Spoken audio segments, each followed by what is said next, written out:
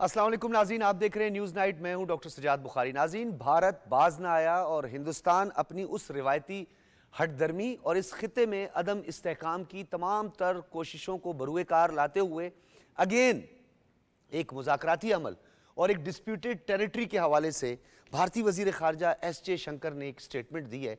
और ये स्टेटमेंट उस वक्त दी है जब पाकिस्तान शंघाई ताउन तंजीम यानी SCO का बाकायदा तौर पर सरबराही इजलास की मेज़बानी कर रहा है 15 से 16 अक्टूबर। और इसी हवाले से पाकिस्तान ने बाज़ाब्ता तौर पर हिंदुस्तान के वज़ीर आज़म से राब्ता भी किया है। अब तक कोई प्रॉपर जवाब नहीं आया है, लेकिन दूसरी जानिब इस बयान कि जिसमें यह कहा है कि जी मकबूजा कश्मीर का मसला आर्टिकल 370 था और वो ख़त्म हो गया है। उन्होंने न्यू दिल्ली में एक तकरीब से खिताब करते हुए ये बात की। अब ये एक अलहदा सवाल है कि आर्टिकल 370 35A को रिवोक करके जो उनके फंडामेंटल बेसिक और इंटरनेशनल जो उनको राइट्स दिए गए थे, एक स्टेट का जो उनको राइट दिया गया था, और उसको ना सिर्फ कुचला गया बल्कि उसके बाद पै दर पै उस पर हमले किए गए। उसमें एक तो बैनुल अक़वामी कवानीन की धज्जियाँ बिखेरी गई, इंसानी हकूक़ कौंसिल की धज्जियाँ बिखेरी गई और सिक्योरिटी काउंसिल की 12 से ज़ायद रेजोल्यूशंस जो हैं उनको रद्दी की टोकरी में फेंक दिया गया। बल्कि उसके साथ साथ हिंदुस्तान का जो कॉन्स्टिट्यूशन है उसकी बहुत बड़ी वायलेशन की गई। लेकिन क्या यह कह देना कि आर्टिकल 370 और 35A को रिवोक करने के बाद 15 लाख जाली डोमिसाइल जारी करने के बाद, वादी को 2 हिस्सों में तकसीम करने के बाद, वहां पे लेफ्टिनेंट गवर्नर्स तैनात करने के बाद क्या यह मुद्दा खत्म हो गया? और क्या अब मकबूजा कश्मीर की वो हैसियत है जो RSS के गुंडे चाहते हैं, या जो शिवसेना चाहता है, या जो बजरंग दल चाहता है, या नरेंद्र मोदी चाहता है? ऐसा हरगिज नहीं है। कुछ बैनुल अक़वामी कवानीन है और कुछ जंगी जराइम है, कुछ जंगी उसूल हैं, वो तमाम जो है पूरी दुनिया को उसका इदराक है। भारत अपनी इस हटदर्मी की वजह से न सिर्फ शंघाई कोऑपरेशन ऑर्गेनाइजेशन बल्कि सार्क को मुतासिर कर चुका है, मुतअद्दिद बार सार्क को मुतासिर कर चुका है। जब OIC का यहाँ पे समिट हुआ तब भी भारत ने यही कोशिशें की। तो इस हवाले से आज हम बात करेंगे कि इस स्टेटमेंट के बाद, जो उनके फॉरेन मिनिस्टर की स्टेटमेंट है, इसके बाद हालात किस तरफ जा रहे हैं, क्यों उनको ये स्टेटमेंट देनी पड़ी। क्योंकि जो जिद्दोजहद आज़ादी है उसमें एक नई रूह फूंकी गई है उनके शोहदा की जानिब से, बुरहान वानी की जानिब से, और वो ख़वातीन जो इस वक्त असीरान हैं, जेलों में कैद हैं और इस सोबत को वो बर्दाश्त कर रही हैं, इन तकालीफ को वो बर्दाश्त कर रही हैं। ये प्रेशर डेवलप हुआ है भारत के अंदर, वो इस तरह की स्टेटमेंट दे रहे हैं। इसी हवाले से हमने मदू किया। डॉक्टर अवैस बिन वसी साहब किसी तारुफ के मोहताज नहीं है, सीनियर तज्ज़ियाकार हैं। डॉक्टर साहब बहुत शुक्रिया। ये उमूमी तौर पर हम ये देख रहे हैं कि जब भी कोई पॉजिटिव डेवलपमेंट होती है, इससे पहले हमने राजनाथ सिंह को देखा कि वो इसी तरह की भड़के मारते रहे, उससे पहले हमने सुषमा स्वराज को देखा, वो भी इस तरह के समिट्स आते थे या कोई नेगोशिएशन की बात होती थी तो उसको वो सबूताज कर देते थे। ये जो एस जयशंकर ने मैं समझता हूँ कि बेवकूफ़ाना किस्म की स्टेटमेंट दी है जिसकी कोई अथेंटिसिटी ही नहीं है, तो ये क्या मतलब हो सकता है इसका? ये कोई SCO सरबराही इजलास से राह फरार है या कोई और वजह भी हो सकती है इसकी? देखें, जो SCO के हवाले से जो इनविटेशन जो है वो पाकिस्तान की तरफ से जारी किया गया, चूँकि पाकिस्तान होस्ट कर रहा है सरबराही इजलास जो SCO का हो रहा है 16 अक्टूबर को, तो होना तो ये चाहिए था कि इंडिया उसको वेलकम करता, इंडिया उसमें पार्टिसिपेशन के हवाले से अपनी कोई जो है वो विलिंगनेस जो है वो यकीनी बनाता। लेकिन बिल्कुल ही आप ये कहें कि एक ऐसी स्टेटमेंट सामने आई है जो मतलब तवक्को तो की जा रही थी, लेकिन मैं समझता हूँ कि इंडिया जिस तरह अपने आप को एक पोस्चर करता है इंटरनेशनली और अपने जो इंटरनेशनल उसके ऑब्जेक्टिव्स हैं उसको हासिल करने के हवाले से, उसको ये स्टेटमेंट बिल्कुल भी मैं समझता हूँ कि मुनासिब नहीं है। और जैसे अगर जयशंकर की बात अगर कोट की जाए तो उन्होंने कहा कि अनइंटरप्टेड डायलॉग जो हैं, बिला तातुल मुज़ाकरात जो है वो शायद पाकिस्तान से अब पाकिस्तान के साथ जारी नहीं रह सकेंगे। और 370 की जैसे आपने बात की कि 370 इज़ डन, और अब इसका मतलब यह है कि शायद तमाम चीज़ें जो है वो फाइनलाइज हो गई हैं। अच्छा, इसमें मैं आपसे एक बड़ा एक अहम डॉक्टर साहब सवाल, क्योंकि आपकी मौजूदगी का मैंने फ़ायदा उठाना है और जो अमूमी एक तासुर भी है, ये आर्टिकल 370 को लेकर हिंदुस्तान क्या समझता है कि क्या बस इनफ, क्या वहाँ पे जो मकबूजा वादी के बासी हैं, क्या वहाँ पे कोई एक्सेप्टेबिलिटी है इसकी? देखें, पहली बात तो ये समझनी चाहिए कि 370 जो है वो कश्मीरियों का कभी मसला नहीं रहा। अगर कश्मीरियों का मसला रहता तो उससे पहले जो है वो नेशनल कॉन्फ्रेंस ग्रेटर ऑटोनॉमी की बात करती है। और बाद में PDP ने जो है वो जो एक हीलिंग टच के नाम से या सॉफ्ट सेपरेटिज्म के हवाले से बात होती थी, तो कश्मीरियों ने उसको भी एक्सेप्ट नहीं किया। तो 370 तो मैं समझता हूँ कि वो रेफरेंस पॉइंट नहीं है जिसकी बुनियाद के ऊपर ये कहा जाए कि कश्मीर का मसला शायद 370 ही था और 370 रिवोक हो गया या 370 रिटेन हो गया तो कश्मीरी जो है वो एक, मैं समझता हूँ कि वो मसले के हवाले से कोई उसका वो नहीं बनता। एक स्पेशल स्टेटस था जो इंडिया ने जो है वो अपने कॉन्स्टिट्यूशन को या जो इंटरनेशनल बाइंडिंग्स थी उसको वायलेट किया है, लेकिन कश्मीरियों का जो अगर उनका जो मौक़िफ़ है या उनका जो स्टांस है वो इसी तक अगर कन्फाइन होता तो जितनी आप वहाँ पर मैस अपराइजिंग देखते हैं जो कि 75 साल से जो है वो जारी है, वो उसके अंदर कमी नहीं आई बल्कि उसके अंदर शिद्दत ही आई है। एक वक्ती तौर पर आपको एक खामोशी तो नज़र आती है, लेकिन ये खामोशी कश्मीर की तारीख़ ये बताती है कि वो किसी तूफ़ान का पेशगामा ही होती है, चूँकि ऐसे लल या ऐसे जो है वो वक्फे आते हैं और उस वक्फे के बाद जो है वो एक किस्म की रेजिस्टेंस आपको ग्राउंड पे भी नज़र आती है। तो मैं समझता हूँ कि 370 से अगर जयशंकर का या प्राइम मिनिस्टर मोदी का ये ख्याल है कि इससे एवरीथिंग सेटल हो गई और कश्मीरियों ने इसको एक्सेप्ट कर लिया, मैं समझता हूँ कि ग्राउंड रियलिटी ऐसी नहीं है। अच्छा, ये दीवाने का ख्वाब इसे कह सकते हैं या खुद को खुश करने का, या वो कहते हैं दिले नादान जो है वो धोखा नहीं अब खाएगा, बिल्कुल ऐसे ये इस तरह का कोई सिलसिला देखें, अगर देखें 370 देखिए ना सर, ये जब उन्होंने बात की है तो कुछ पस मंजर होगा ना इसका। देखें, बात यह है कि जो भी इस तरह के चीज़ें होती हैं, मिसाल के तौर पर जैसे इलेक्शंस होते हैं, एक एग्जांपल के तौर पर हम डिस्कस करते हैं तो स्टेट असेंबली इलेक्शंस अभी आगे आ रहे हैं, उससे पहले 2002 में या 2008 में या 2014 में वहाँ पार्टिसिपेशन हुई, लोगों ने पार्टिसिपेशन की जैसे लोकसभा में भी की, लेकिन वो उसको ये प्रोजेक्ट करते हैं कि शायद ये पार्टिसिपेशन का मतलब ये है कि वो उन्होंने कोई राइट टू सेल्फ डिटर्मिनेशन किया और अपना कॉन्फिडेंस रिपोज किया इंडियन पे, हालांकि ऐसा नहीं है।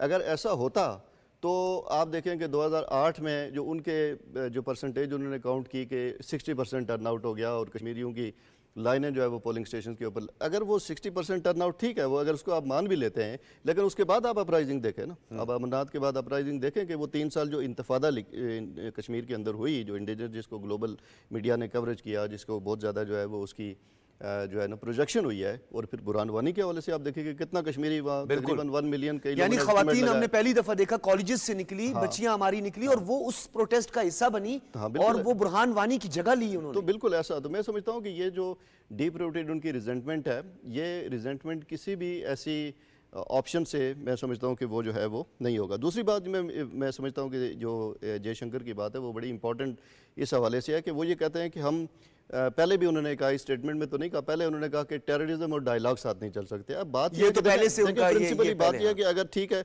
देखें बात यह है कि मैं समझता हूँ कि पास्ट को छोड़ के आपको फ्यूचर की तरफ प्रोग्रेसिव अप्रोच रख के डेवलपमेंट की तरफ, रीजन की स्टेबिलिटी की तरफ, कॉन्फ्लिक्ट की रेजोल्यूशन की तरफ बात करनी चाहिए।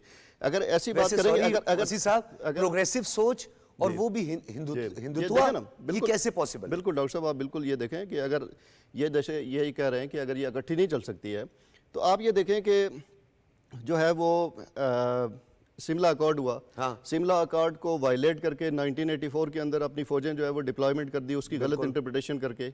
उसके बाद आप ये देखें कि 2001 के अंदर पार्लियामेंट अटैक हुआ, पाकिस्तान के ऊपर इल्ज़ाम लगाया गया और अफजल गुरु को जो सज़ा दी गई उसके ऊपर लीगल एक्सपर्ट ये कहते हैं कि कोई एविडेंस नहीं है, बल्कि उन्होंने कहा कि हमने इंडियन कॉन्शियस को सेटिस्फाई करने के लिए इसको सज़ा दे दी है। उसके ऊपर कई इंडियंस ने भी, सीनियर जो लोग हैं सिविल सोसाइटी के, उन्होंने भी वो किया।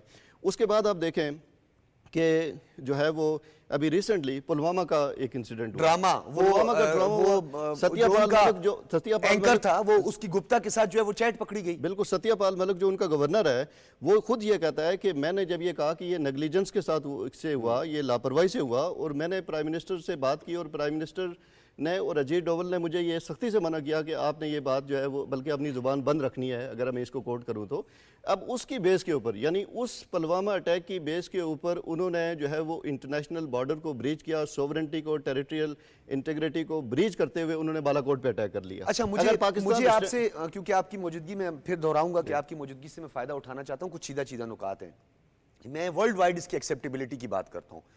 अर्नब गोबर स्वामी, पता नहीं क्या कहते हैं, पूरा नाम भी मुझे नहीं आता, पर अर्नब गोबर स्वामी है वही जो पता नहीं काबुल के सरीना होटल की पत्नी 5वीं फ्लोर से जो है वो पता नहीं क्या कह रहे थे, वो झूठा उन्होंने एक प्रोपेगेंडा किया था। ये वही एंकर हैं जिनको ब्रिटिश जो मीडिया रेगुलेटर्स हैं उन्होंने 20,000 पाउंड का पनिश भी किया था जब उन्होंने पाकिस्तान के खिलाफ एक कैंपेन चलाई थी। उड़ी हमला हो, पठानकोट हमला हो, या ये पुलवामा का ड्रॉप सीन हो जिसमें इनकी गुप्ता के साथ एक व्हाट्सएप चैट पकड़ी गई जिसमें इन्होंने जश्न मनाया, अपने लोगों को मार के इन्होंने जश्न मनाया था। तो क्या ये सिर्फ दिल बहलाने के हद तक वो ये सब कुछ कर रहे हैं क्योंकि फॉल्स फ्लैग ऑपरेशन के मुर्तकिब वो बार बार हो रहे हैं? और क्या इसके पीछे सिर्फ आरएसएस का एक पॉलिटिकल या हिंदुत्व का कोई ऑब्जेक्टिव है? देखें, इससे जो ऑब्जेक्टिव्स वो हासिल करना चाहते हैं, एक तो वो इंटरनल ऑब्जेक्टिव्स हासिल करना चाहते हैं, और इंटरनल ऑब्जेक्टिव ये हासिल करना चाहते हैं कि अपनी पावर को कंसोलिडेट रखने के लिए, और इलेक्टोरल पॉलिटिक्स जो है वो उसको कैपिटलाइज करते हैं। फॉर एग्जांपल जैसे पुलवामा का हुआ, उस पर उन्होंने बेनिफिट लिया जो है वो, उसके बाद पुलवामा अटैक के बाद जो है बीजेपी की जो पॉपुलरिटी थी, ये चीज़ें जो है वो उन्होंने सेल की, और उसके बाद जो है वो उन्होंने इसका फ़ायदा जो है वो लिया। उसके अलावा भी आप इंटरनेशनली आप देखें कि इंटरनेशनली वो प्रोजेक्ट करने की कोशिश करते हैं कि देखिए कि हमें जो है वो नेबर से थ्रेट है, और हम जो है वो एक रिटेलिएशन के अंदर वो कर रहे हैं, हालांकि वो उनका वो ऑफेंसिव स्ट्राइक सर, हम तो डोजियर वहां पे अक़वाम मुत्तहिदा में 2 मरतबा 3 मरतबा जमा करवा चुके हैं, इन्होंने कोई डोजियर फिर दिया? आप देखें ना डॉक्टर साहब, आप ये देखें कि अगर एक तो ये केस है, फिर आप ये देखें कि आपका अपना इंडियन नेवल ऑफिसर बांग्लादेश के अंदर तकरीबी कार्रवाइयों के अंदर मुलव्वस है, और जब कनाडा के अंदर आपका बंदा पकड़ा गया जो कि जी, खास तौर पे उन्होंने जो ये खालसा की तहरीक या वो जो सिखों की तहरीक को जो लीड कर रहा था और कनाडा के अंदर भी आप देखेंगे तो कनाडा के प्राइम मिनिस्टर जो है जस्टिन ट्रूडियो ने, उन्होंने कोट अनकोट उन्होंने वर्ड यूज किया, उन्होंने कहा कि हमारे क्रेडिबल एविडेंस है, स्टेट मुलव्वस है इसके अंदर, ठीक है ना, कोई नॉन स्टेट एक्टर्स की बात नहीं की उन्होंने, स्टेट एक्टर्स की। वसी साहब, इसमें तो अभी कोई ढकी छुपी बात नहीं है। तमिल टाइगर्स की अगर हम बात करें, जफना में कौन उनको लॉजिस्टिक सपोर्ट देता रहा, वेपन्स कौन देता रहा? नेपाल के अंदर उन्होंने किस तरीके से मुदाखलत की और एक अपनी सुप्रीमेसी वार को इंपोज करने की कोशिश की? बंगालियों के साथ क्या कुछ हुआ? मुक्ति बानी तहरीक से लेकर ये सारा कुछ जो कुछ वो करते रहे। अफगानिस्तान के अंदर लोगों को 3.5 लाख लोगों को ले जाके अपने मुल्क में ट्रेन करके पाकिस्तान पर हमला आवर हुए। एक टेररिस्ट स्टेट अगर इस तरह की बात करती है तो मैं फिर उस बात पर आता हूं कि एक ऐसी टेररिस्ट स्टेट जो कि इस पूरे रीजन में दहशतगर्दी का मौजिब है, वजह है, उसको फरोग दे रही है, उसको बैनुल अक़वामी सतह पर उसकी सुनवाई क्यों होती है? देखें ना, बिल्कुल देखें, बात यह है कि पहली तो ये बात यह है कि जो उनके टेररिज्म की जो आपने हिस्ट्री बताई है, देखिए मैंने शुरू में ये बात की कि अगर आप ये वाला पेंडोरा बॉक्स खोलेंगे तो फिर बातें बहुत अनफोल्ड हो जाएंगी, और उसके अंदर जैसे अभी आप ये बात कर रहे थे, और इसी तरह जो आपने बांग्लादेश की बात की, तो 2015 में 8 जून को विजिट हुआ प्राइम मिनिस्टर मोदी का, और उन्होंने वहां कहा कि मुक्ति बानी के साथ हमारी फौज लड़ी है, और अवार्ड लिया अटल बिहारी वाजपेयी जो उस वक्त 71 में लोकसभा के मेंबर थे, उनको अवार्ड मिला, और उसको रिसीव जो है वो प्राइम मिनिस्टर मोदी ने किया, और उस वक्त के बांग्लादेश के प्रेसिडेंट अब्दुल हमीद जो है वो उन्होंने दिया। तो अब ये चीज़ें तो ओपन है कि पाकिस्तान को डिसइंटीग्रेट करने में जो उनका रोल है, उसके बाद के जो कॉन्फ्लिक्ट्स हैं, और जैसे इंटरनेशनली ट्रांसनेशनल आपने कहा, कोई एक मुल्क नहीं है, कनाडा में जैसे है, फिर अमेरिका के अंदर है, अभी एक रिसेंट एक डॉक्यूमेंट्री ऑस्ट्रेलिया ने बनाई है इन्फिल्ट्रेटिंग ऑस्ट्रेलिया के नाम से, और इंडिया ने वहाँ यूट्यूब को कह के विद इन इंडिया तो उसकी पाबंदी लगा दी है, लेकिन आप ग्लोबली देखें, ये पाकिस्तान के अंदर जो 20 इंडिविजुअल्स हैं, न्यूक्लियर सबमरीन भी फराहम की जाती है, फिर उसके साथ दिफाई ताउन किया जाता है, फिर वो जो ठेकेदार हैं जो पूरी दुनिया में अमन के दाई बने हुए हैं, वो फिर इसको थानेदार भी बनाना चाहते हैं। ये एक बहुत ही अनफॉर्चुनेट है कि आप देखें कि ये जो डुप्लिसिटी का या एक दोहरे मेयार का जो उनका एक कंडक्ट है, चाहे वो फ़लस्तीन के हवाले से हो या चाहे वो साउथ एशिया के अंदर हो, कि वो अपने रीजनल इंटरेस्ट को सिक्योर करने के लिए, चाइना को कर्टेल करने के लिए, ये तमाम चीज़ें जो है वो इग्नोर कर रहे हैं। कहते हैं इस जो इंडियन फॉरेन मिनिस्टर की जो ये स्टेटमेंट है, इसके पीछे OIC का काउंसिल ऑफ वज़राए ख़ारजा का जो 50वां इजलास था साइड लाइन पर जो हुआ, उसमें मकबूजा कश्मीर में होने वाली जो मजालिम है, जो जेनोसाइड है, उस पर बात हुई है, कैदियों की रिहाई के हवाले से बात हुई है। ये उसका गुस्सा है या उसका रिएक्शन है जो दिखा रहा है? इसमें भी कुछ देखिए, मैं समझता हूँ कि ये बड़ी खुशाइंद बात है कि OIC ने जो है वो इस पर कंसर्न शो किया है, लेकिन मेरा ख्याल है कि जितनी परसिक्यूशन और जितना जुल्म और जितना जबर जो है वो कश्मीर में या इन केस गज़ा में हो रहा है, तो मेरा समझता हूँ कि अब टेंजेबल चीज़ करने की ज़रूरत है। अब शायद स्टेटमेंट जो है वो टेंजेबल से मतलब यह है कि इकनॉमिक चीज़ें हो सकती है, ज़्यादा फोर्सफुल डिप्लोमेसी या मस्कुलर डिप्लोमेसी होती है, जो मैं समझता हूँ कि उनको अडॉप्ट करनी चाहिए। अगर ऐसी ही मैं समझता हूँ कि जस्ट स्टेटमेंट्स होंगी तो इंडिया का जो एक कंडक्ट है, जो हेजेमोनिक उसका कंडक्ट है, और जो एक मतलब इंटरनेशनल लॉज को और कोई भी जो कवर्नेंट्स हैं उसकी वो परवाह नहीं करता है, तो मैं समझता हूँ कि इंडिया शायद इससे बाज नहीं आएगा, क्योंकि वो P5 की या बैक्ड यानी पावरफुल कंट्रीज़ की बैकिंग की वजह से वो साउथ एशिया के अंदर और पूरी दुनिया के अंदर ये चीज़ें कर रहा है, और उनको भी अपने एक चीज़ और जो है वो समझ से बालाता रहा है कि एक तरफ NPT पे साइन न करने वाला वो न्यूक्लियर सप्लाई ग्रुप का मेंबर बनने की ख्वाहिशमंद है, दूसरी जानिब वो सिक्योरिटी काउंसिल यानी P5 की मुस्तकिल रुकन ममालिक में शामिल होने की जिद भी करता है। दूसरी जानिब वो ऑकस और क्वाड के लिए उसने सारी तगोदो की कि वो बैनुल अक़वामी जो ग्रुप हैं उसमें वो उसका हिस्सादार बनना चाहता है। न्यूक्लियर सबमरीन्स उसको फराम कर दी गई हैं। ये इसके पीछे क्या आपको वजह लगती है? देखिए, मैं समझता हूँ कि जहां फेटफ में पाकिस्तान के खिलाफ लॉबिंग होती है और फिर खुद उसके नरगे में भी आ जाता है। बिल्कुल ऐसा ही है। देखें, इसके अंदर मैं समझता हूँ कि सबसे अहम वजह यह है कि एक तो भारत की मंडी की वजह है, और दूसरा यह है कि जो रीजनल इंटरेस्ट में बैनुल-अक़वामी ताकतों के इंटरेस्ट को इंडिया सर्व करता है, जिस वजह से उस पर चश्मपोशी की जाती है। ये जो बात आपने न्यूक्लियर की, इससे ज़्यादा सीरियस बात रिसेंटली सामने आई है बाबा रिसर्च सेंटर के न्यूक्लियर उनकी चीज़ें जो है वो, जिसके अंदर लोग अरेस्ट भी हुए हैं, यानी यूरेनियम थेफ्ट के केसेस में लोग अरेस्ट हुए हैं, लेकिन उससे चश्मपोशी की गई है। नहीं तो ये IAEA जो है वो कहाँ है? मैं तो समझता हूँ कि जो कि पाकिस्तान को सबसे महफूज करार दिया गया, जो पाकिस्तान की न्यूक्लियर एसेट्स हैं, बिल्कुल, तो ये भारत के, तो ये तो RSS के गुंडों के हाथ लग गई, ये तो पूरी दुनिया के लिए खतरा बन गया। बिल्कुल ऐसा ही है कि जो यूरेनियम थेफ्ट के केसेस जो सामने आए हैं इंडिया के अंदर, मैं समझता हूँ कि उसको IAEA और जो भी कंसर्न बॉडीज़ हैं उनको इन्वोक होना चाहिए कि इसके ऊपर जो है वो प्रॉपर इन्वेस्टिगेट होनी चाहिए, और देखना चाहिए कि अगर ये भारत के अंदर, तो अगर ये उन RSS के लोगों के हाथ लग गई तो इसकी क्या इम्प्लीकेशंस हो सकती हैं। इस वजह से भी कि देखें, RSS का एक बुक का अक्सर मैं रेफरेंस देता हूं कि जो S.M. मुशर्रफ ने लिखी, हु किल्ड करकरे, ठीक है, उसके अंदर नंबर ऑफ सच इंसिडेंट्स हैं कि जिसके अंदर इल्ज़ाम उन्होंने लगाया या तो बांग्लादेश के नॉन स्टेट एक्टर्स ने किया, या पाकिस्तान से हुआ, या किसी और जगह से जो है वो हुआ है, लेकिन उन्होंने एक सीरीज़ ऑफ इंसिडेंट ऐसे बनाए कि जिसके अंदर RSS के हिंदुत्व के अपने लोग मुलव्वस हैं। अब उनको ये अगर न्यूक्लियर जो वो है यूरेनियम है, या जो अदर जो रेडियो एक्टिव जो है वो मटेरियल है, अगर वो उनकी पोजीशन में आ जाता है तो आप खुद समझ सकते हैं कि इसकी इम्प्लीकेशन जो है वो क्या हो सकती है। बहुत शुक्रिया डॉक्टर अवैस बिन वसी साहब, सीनियर तज्ज़ियाकार और कश्मीर उमूर के आप माहिर हैं। आपकी तशरीफ़ आवरी का बहुत बहुत शुक्रिया, और बड़े अहम नुकात पर आपने हमारे साथ बात की। नाज़रीन, अखंड भारत का राग अलापने वाली सरकार हिंदुस्तान में एक मासूम जो तबका है, जिसके लिए हम हमेशा आवाज़ उठाते हैं, जिनकी आंखों में धूल झोंक कर नरेंद्र मोदी और RSS और शिवसेना और बजरंग दल के गुंडे उन्हें यह बता दें कि हम अखंड भारत बना रहे हैं, लेकिन उनको साथ में यह नहीं बताते कि उस अखंड भारत में सिर्फ ब्राह्मण्स की जगह है। उनकी जगह जो बाकी शूदर हैं या जो छोटी जात के लोग, जिन्हें हमने तो कभी भी नहीं किया कि कोई छोटी जात का होता है, हम तो हमेशा बराबरी की बात करते हैं, हमने कभी डिस्क्रिमिनेशन की बात ही नहीं की। वो लोग, वो दलित्स जिनके लिए कहते हैं कि ये सब के सब नापाक हैं, सिर्फ ब्राह्मण पाक हैं, और शिव की धरती में सिर्फ राज करेगी मोदी सरकार, RSS राज करेगी, ये गलत फहमी है।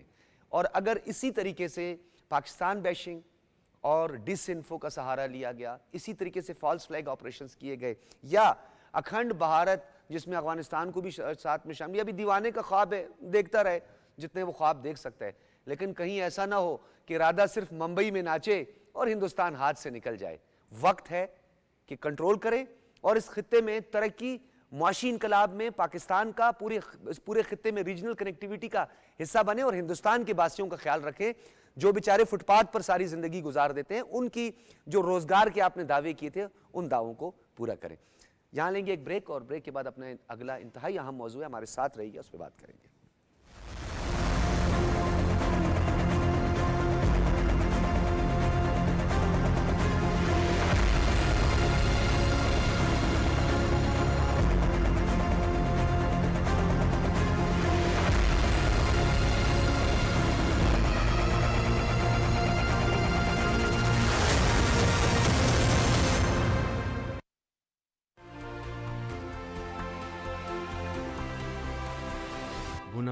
A great connectivity between Pakistan and Arab world, a great step forward in promoting our financial transaction through modern techniques.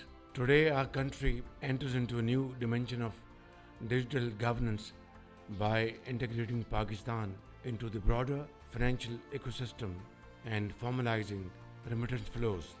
This groundbreaking initiative will further strengthen our historical relations with the Arab world in a modern digital way.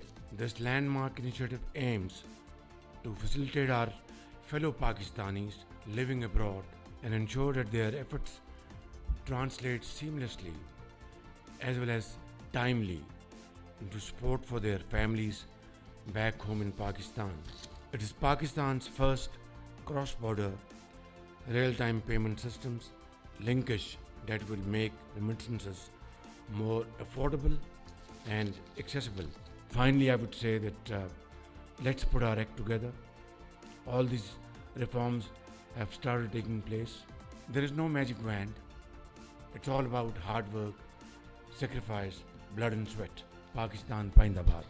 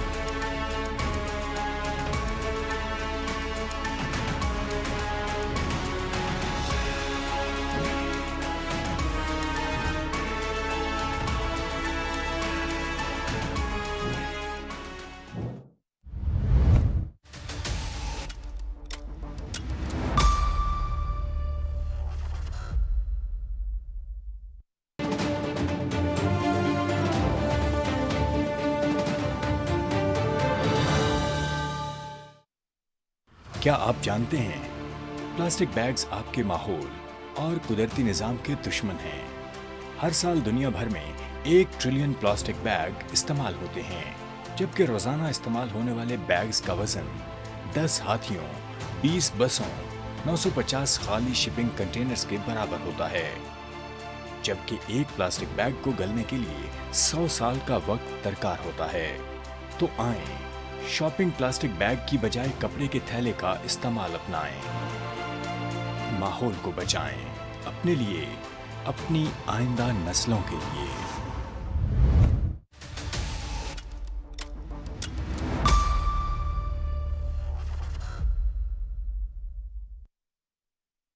सड़कों और गुजरगाहों के अतराफ और राहदारियों पर तामीरात और तजावुज़ात न सिर्फ गुजरने वालों के लिए दुश्वारी का बायस, बल्कि ट्रैफिक की रवानी में भी मुश्किलात का सबब। नाजायज तामीरात और तजावुज़ात गैर कानूनी ऐसे अनासर की हौसला शिकनी कीजिए। अपने हक के लिए आवाज उठाएं। तजावुज़ात के खिलाफ मुतल्लिका फोरम पर शिकायत दर्ज करवाएं। फुटपाथ पैदल चलने वालों का हक, अपने हक पर किसी को कब्जा ना करने दें।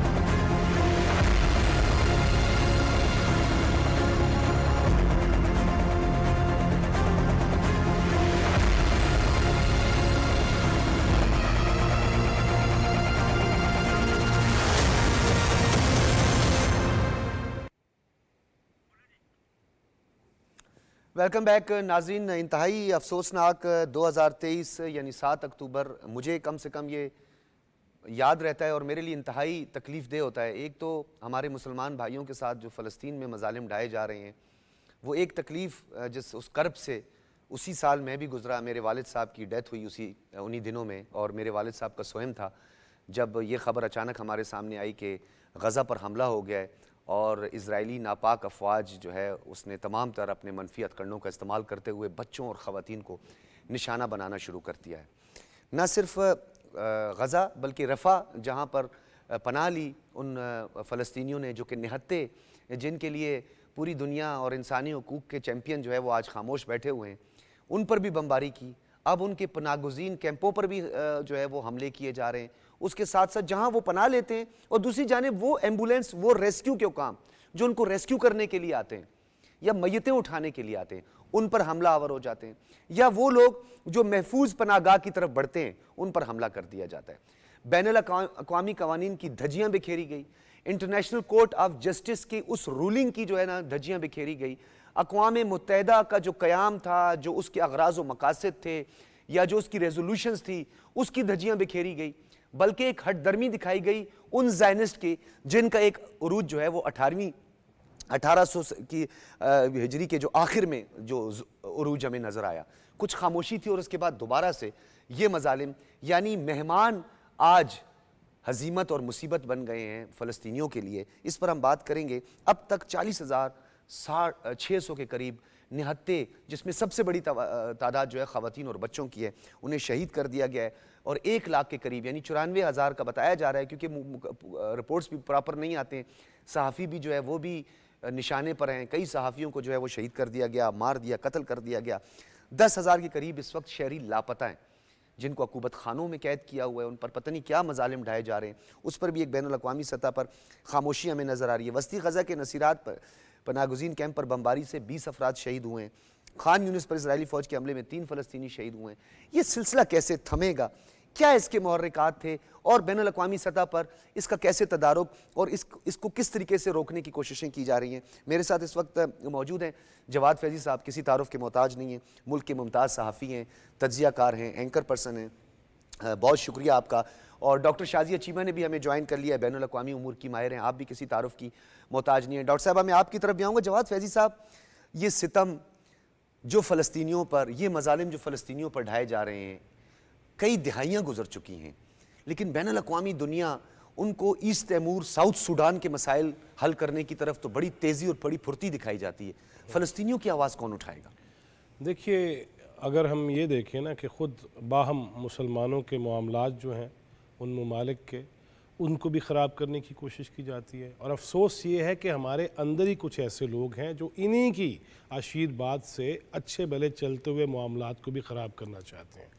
रह गई बात, इसमें कोई शक व शुबा नहीं है कि पाकिस्तान ने हमेशा फ़लस्तीन के हवाले से, और गुज़िश्ता दिनों आपने देखा वज़ीर आज़म जनाब शहबाज शरीफ ने वो जिस भी प्लेटफॉर्म पे गए वहाँ पे जाके यही खुल के बात की कि हम ये जुल्म का जो सिलसिला है उसको रुकता हुआ देखना चाहते हैं। हमारी सफारती कोशिशें भी जारी रहेंगी, इखलाकी हिमायत भी जारी रहेगी। हाँ डॉक्टर साहब, इसमें यह ज़रूर है कि इस चीज़ को हमारे मुल्क के अंदर अपनी अपनी सियासत के तौर पे इस्तेमाल नहीं होना चाहिए, बल्कि इस पे एक आवाज़ होना चाहिए। सर, एक आवाज़ जो आनी थी, वो जो इस वक्त उम्मा का सो कॉल्ड लीडर बने हुए हैं, वो तो अभी तक रत्ती बराबर भी हम कहते हैं, या वन लाइनर भी कोई बात नहीं हुई है कि फ़लस्तीनियों के हक में। वो तो दूर की बात है, यहाँ पे अपने फौजी जवानों की शहादत पे इन्ना लिल्लाह का मैसेज तक नहीं वो करते। सर, इन्ना लिल्लाह का मैसेज क्या, लसबेला के शोहदा पर जो है उन्होंने कैंपेन चलाई है। तो फिर मुझे बताएं ना कि फिर हम किस तरह ये बात करेंगे कि अगर हम अपने मुल्क की, अपनी अफवाज, अपनी सरजमीन, अपनी धरती,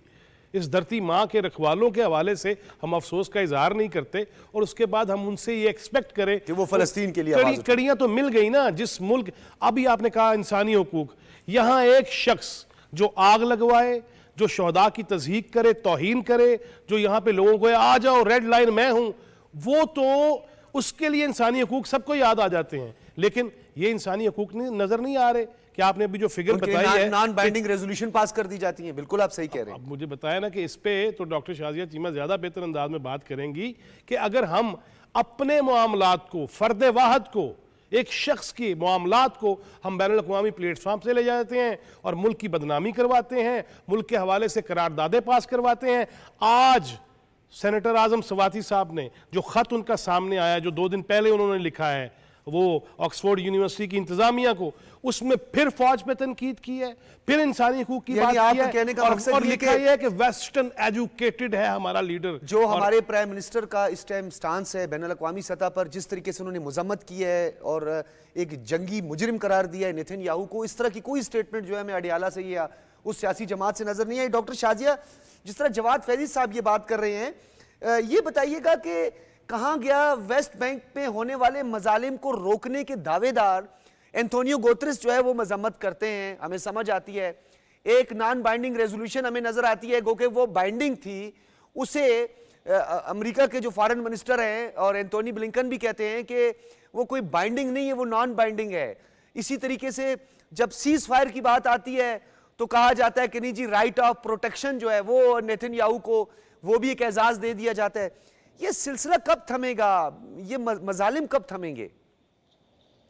देखिए डॉक्टर साहब, हमें और हमारे नाजरीन को ये समझने की ज़रूरत है कि इसराइल का मसला जो है, एक तो ये 7 अक्टूबर से शुरू नहीं हुआ है। 7 अक्टूबर जो है वो एक ऐसी कोशिश ज़रूर थी कि जो कुछ भी फ़लस्तीनियों के साथ हो रहा है पिछली 3 दहाइयों से, उसको दुनिया के सामने लाया जाए।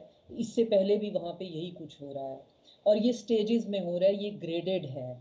और इस कॉन्सेप्ट को जिस पे ज़ायनिस्ट लॉबी जो है वो काम कर रही है, उसको नकबा का एक कॉन्सेप्ट कहते हैं। ये एक बिब्लिकल आइडिया है जिसमें एक इल्हामी एक कानून मिल जाता है यहूदियों के पास, एक ख़ास उनका यहूदियों का फ़िरका है जो ये कहता है कि ये जो जुदाया या ये जो इलाका है जिस पे इसराइल बनाया गया है सुपरफिशियली, ये हमें दिया गया है, ये हमारा बिब्लिकल राइट है, ये हमारा सेक्रेड राइट है और यहाँ पे बाकी सब जो हैं वो सब ह्यूमन हैं और इसमें वेस्ट बराबर का शामिल है। फ़लस्तीन के अंदर इसराइल जैसा मुल्क जिसको होना ही नहीं चाहिए, जिसका कोई जवाज़ ही नहीं है, उसको सुपरफिशियली क्रिएट करने में भी वेस्ट का भरपूर किरदार है। और 20-30 साल से एक सिस्टमेटिकली वहाँ पर फ़लस्तीनी और दूसरे अरब जो हैं जो कि नॉन जूज़ हैं उनको ख़त्म करने की एक रिलीजियस मूवमेंट जो है वो चलाई गई है। उसको एक नैरेटिव वॉर चल रही है जो कि सरफेस लेवल पे आपको इंसानियत की बात नज़र आती है, वहाँ पे यहूदियों के हकूक़ की बात नज़र आती है, वहाँ पे एंटी सेमिटिज़म के इमोशन नज़र आते हैं। लेकिन हकीकत ये है कि आप अगर जो हिब्रू मीडिया है उसमें पढ़े तो खुलकर अब उन अखबारों में और प्रोग्राम्स में डिस्कशन हो रही है कि क्या हम ये नकबा का जो हम मरहलेवार एक सिलसिला चला रहे हैं, क्या हम इसमें कामयाब भी हो पाएंगे? क्या ये सारे फ़लस्तीनी हमसे ख़त्म हो पाएंगे? क्या हम इनको कितनी तेज़ी से ख़त्म कर सकते हैं? गज़ा में जो हमने किया है तो क्या अब हम उसी तरह हम वेस्ट बैंक भी जाकर ये कर सकते हैं? और उसमें एक बहुत अहम किरदार है जिसको मीडिया नज़रअंदाज करता है, वो है बेन गुवेर का किरदार और उसका साथ जो है स्मोट्रिच।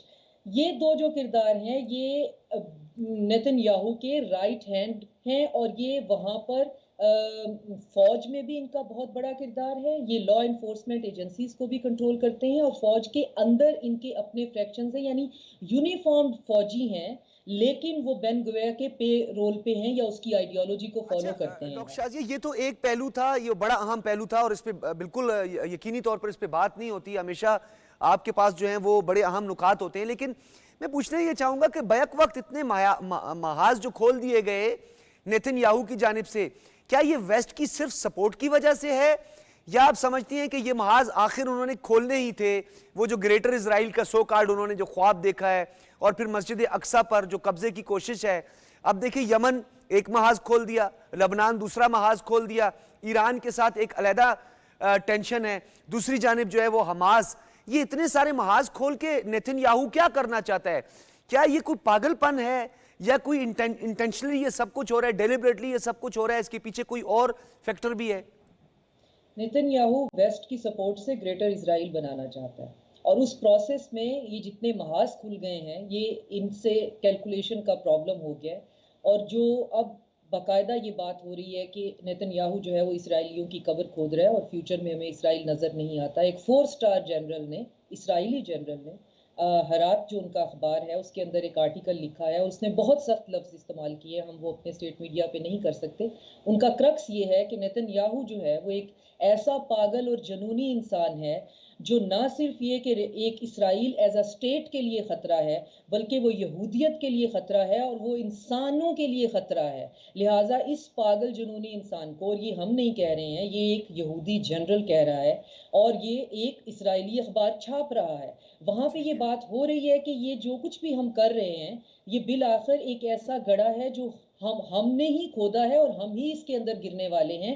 हाँ, उसमें जो एक सिनिसिज्म हमारी तरफ से हो सकती है वो ये कि उसके अंदर जितने फ़लस्तीनियों का खून शामिल है वो बहरहाल रायगा नहीं जाएगा, लेकिन ये कह देना डॉक्टर साहब काफ़ी नहीं होगा कि खून रायगा नहीं जाएगा। आप अंदाज़ा लगाएं उस कीमत का जिस कीमत के इवज़ इसराइल सफ़ाई हस्ती से ख़त्म हो जाएगा और ये जुनून और पागलपन ख़त्म हो जाएगा और ये वेस्ट में खुलेआम बात हो रही है कि इसराइल का कोई फ्यूचर नहीं है, ये एक ऐसे गड़े की तरफ जा रहा है, लेकिन उसकी कीमत जो है डॉक्टर शाजिया, मैं आपकी तरफ दोबारा भी आता हूँ। ये पागलपन फैज़ साहब, ये जुनूनियत है, तबाहकारियाँ, आज़ादी कहाँ गई, इंसानी एहतराम कहाँ गया, बराबरी कहाँ गई, इंसानी जान कहाँ गई, तौकीर कहाँ गई, ये पूरी दुनिया को क्यों नज़र नहीं आ रही है? यानी एक तरफ तो हम देख रहे हैं कि एक ऐसी सपोर्ट हमें नजर आती है जो कि फलस्तीनियों के खून के बदले है। क्या है ये?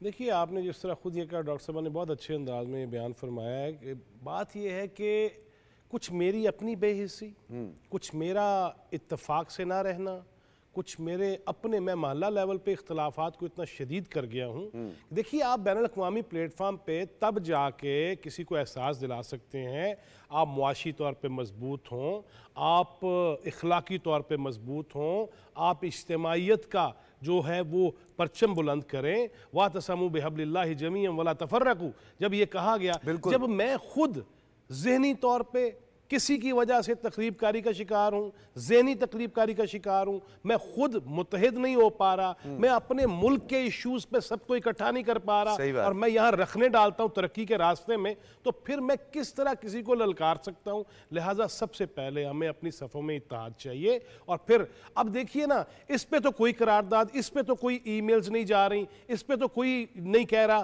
कि जी इसराइल के हवाले से ये फैसला होना चाहिए।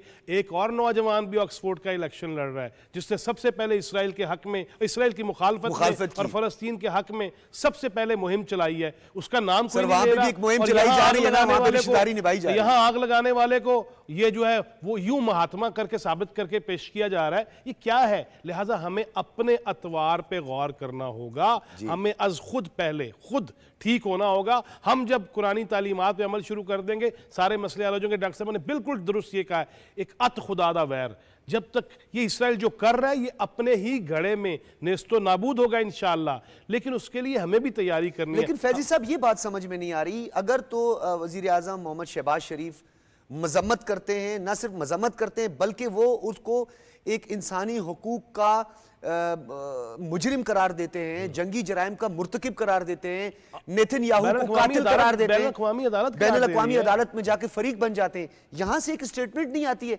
तो क्या आपको नहीं लगता कि ये डिवीजन जो है ये इंतहाई खतरनाक है और ये फलस्तीनियों पर जो मजालिम है वो उसको तकवीयत बख्शने के बराबर? देखिए, वो 1960-70 में आगा शोरज कश्मीरी ने लिखा था एक अजमी इसराइल के नाम से, वो जो बातें उसमें लिखी उन्होंने, आगा साहब ने, आज वल्लाह मैं वो देख रहा हूँ कि पाकिस्तान के अंदर जो साजिशें हो रही हैं, जो इसराइल के ताने बाने हैं, वो फॉरेन फंडिंग में सब कुछ सामने आ गया है, वो बैनर लेके चलने वाले सामने आ गए हैं, वो मेयर लंदन के इलेक्शन में हमने सब कुछ देख लिया कि सादिक खान की जगह अगर आप ज़ैक गोल्डस्मिथ के साथ खड़े हैं तो इसका क्या मतलब है? इसका मतलब है हम, मैंने जो पहले अर्ज किया, हम खुद अपने पैरों पे कुल्हाड़े मारते हैं, हम खुद अपने इत्तेहाद को पारा पारा करना चाहते हैं और अपने ही मुल्क को पनपता हुआ आगे बढ़ता हुआ नहीं देखना चाहते, तो फिर दुश्मन तो साजिशें करेगा। हाँ, ये बात आपकी बिल्कुल ठीक है। डॉक्टर शाजिया, ये एक तो जो इस वक्त जो सूरत हाल है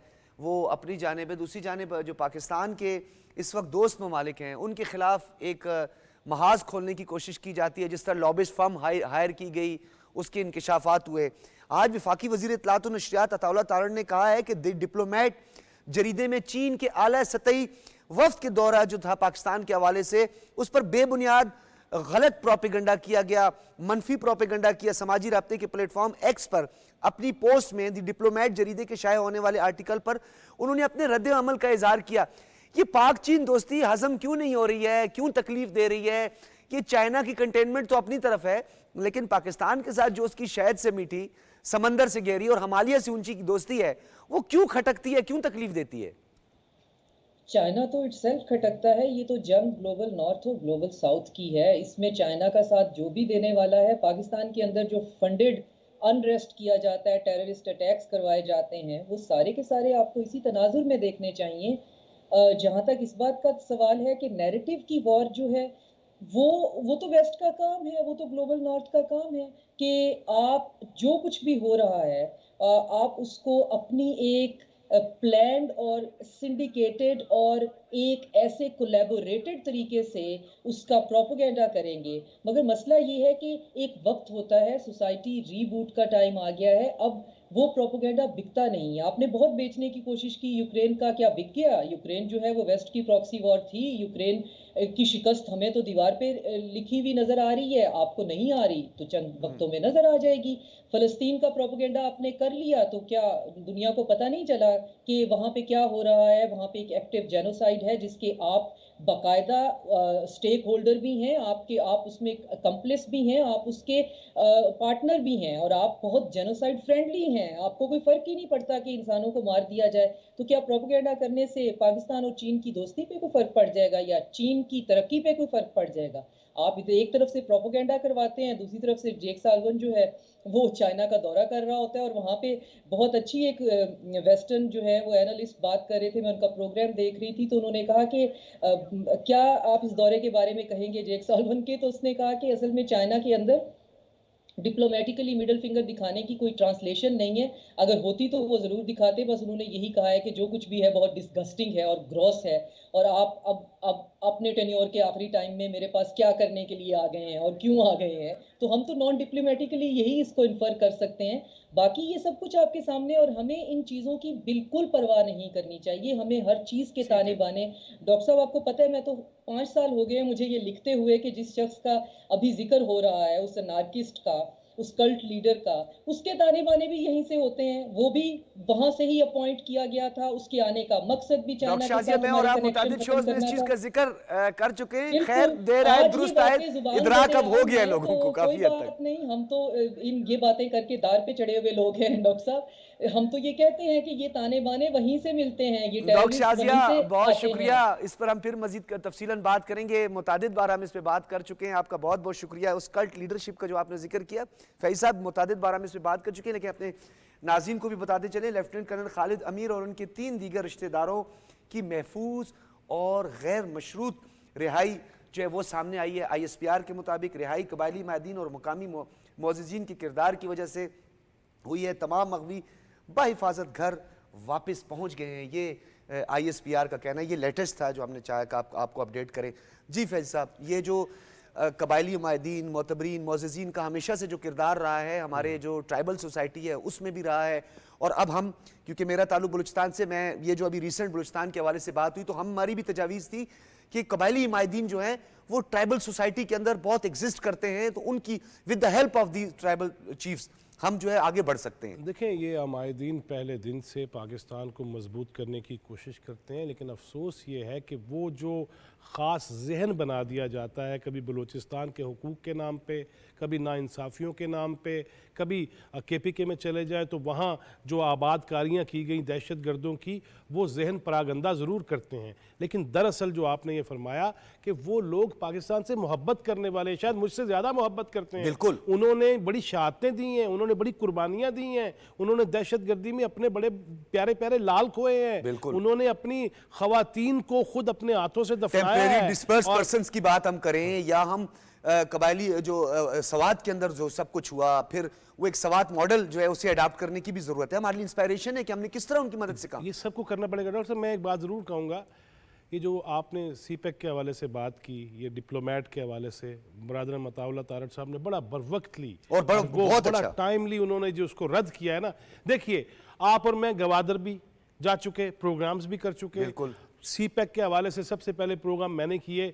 जब मैं ये देखता हूँ कि इतनी कुर्बानियाँ दी गई, गवादर 1954 और 56 में ख़रीदा जाता है, जब अभी पाँव पाँव चल रहा है पाकिस्तान 1947 के बाद। अभी तो महाजरीन का मामला था, अभी तो आबादकारियाँ थीं, अभी तो बहुत कुछ था जो करने वाला था, अभी तो ज़ख्मी हमारे तंदुरुस्त नहीं हो रहे थे, सेहतयाब नहीं हो रहे थे। हमने क्यों ख़रीदा?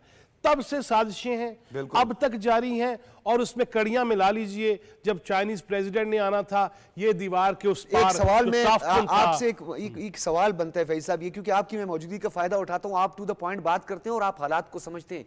क्या ये काम सिर्फ PMLN ने ठेका लिया हुआ है? क्या ये सिर्फ मियां शहबाज शरीफ का वो है कि उनका ही फराइज मनसबी है कि वो CPEC के लिए जो है कोशिशें करें, CPEC के लिए आउट ऑफ द वे जाएं, CPEC को जो है वो नई तवानाई बख्शें? क्या हम सब का पाकिस्तान नहीं है? यार देखिए, एक तरफ तो आपने जो बात की मुस्लिम लीग नून की, या इवन जरदारी साहब के दौर में भी मुआहदे हुए कोस्टल हाईवे, हाँ, डेफिनेटली आसिफ अली जरदारी साहब। लेकिन आप दूसरी तरफ देखिए ना, चाइनीज प्रेसिडेंट आए तो कब्रें खोदी जा रही हो, कफन लहराए जा रहे हो। आज मेरा नचने में दिल करता, आप हुकूमत में आ जाएं। लाए ही इसलिए गए ये रास्ते मसदूद किए जाएं, लोड शेडिंग का खात्मा जो हो चुका है फिर से अंधेरे छा जाएं, अमनो अमान के जो मामलात बेहतर हुए हैं उसमें हमारे जवानों ने शहादतें दी, फिर से हमारे सर पे मुसल्लत किया जाए। और यही वजह है, आपने देखा नहीं शांगला वाला वाकया, आपने देखा नहीं कि किस तरह दहशतगर्दों ने चाइनीज को हलाक किया ताकि हमारे ताल्लुकात खराब हो सके। लेकिन चाइना को भी पता है इस चीज का, उन्हें भी इल्म है कि कौन ये खराबियां कर रहा है। उनके एक वफाकी वजीर जो हैं, उनकी बाकायदा तौर पर आपको भी पता है, उनके वफाकी वजीर जो आजकल रूपोश हैं, छुपे हुए हैं, उन पर पाबंदी लग गई थी चाइना पे। एक तो उन्होंने उस करप्शन के नया राग अलापना शुरू कर दिया, दूसरा असद उमर और उनकी पूरी टीम ने कहा कि हम असर नो जायजा लेंगे, वो जो हमारी कॉन्फिडेंट डॉक्यूमेंटेशन थी उसको शेयर किया। हम दुश्मन का क्या रोना रोएं जब खुद अंदर मौजूद हों और वो अभी भी बढ़ के लगा रहे हों, अभी भी कह रहे हों। लिहाजा बात यह है कि अपने जो अंदर है ना आस्तीन के सांप, उन्हें हमें तलाशना होगा, उन्हें हमें जानना होगा और अपनी नौजवान नस्ल को ये बताना होगा कि ये जो तरक्की के रास्ते हैं, ये मुआशी इस्तेहकाम के रास्ते हैं, खुदारा इसमें रखने डालने वालों के पीछे अन्य माना चल पड़े, इस मुल्क को मुकद्दम रखें और उनको वो जो चाहती है ना कि हम उसको पता नहीं क्या कुछ बना दें, खुदारा उससे हमें होश के नाखुन लें। जवाद फैजी साहब, आपका बहुत बहुत शुक्रिया, बड़ी उम्दा आपने बात की। और मैं इसी के साथ जो है इसको कंक्लूड करते हुए, आज जिस तरह वफाकी वज़ीर इत्तलात और नशरियात ने ये तासुर कहा कि ये गलत तासुर है, बेबुनियाद प्रोपेगेंडा है, उन्होंने अपनी ट्वीट में भी ये बात की। दूसरी जानिब वज़ारत इत्तलात के फैक्ट चेकर ने भी दी डिप्लोमेट जरीदे में चीन के आला सतही वफ्द के दौरे पाकिस्तान के हवाले से शाया होने वाले आर्टिकल को गुमराह कुन और बेबुनियाद करार दिया। ये पाकिस्तान मुखालिफ है। खुदारा सी पैक पाकिस्तान मुस्लिम लीग नून या पाकिस्तान पीपल्स पार्टी का ही नहीं, हम सब का है। तमाम सियासी जमातें जिनको पाकिस्तान की तामीर और तरक्की में अपना हिस्सा और कंट्रीब्यूशन और कंट्रीब्यूट करना पड़ेगा, क्योंकि पाकिस्तान का मुस्तकबिल सी पैक के साथ जुड़ा हुआ है, पाकिस्तान के बच्चों का फ्यूचर इसके साथ जुड़ा हुआ है। गुफ्तगू आपने सुनी, फीडबैक जरूर दीजिएगा। इजाजत दीजिए, अल्लाह हाफिज।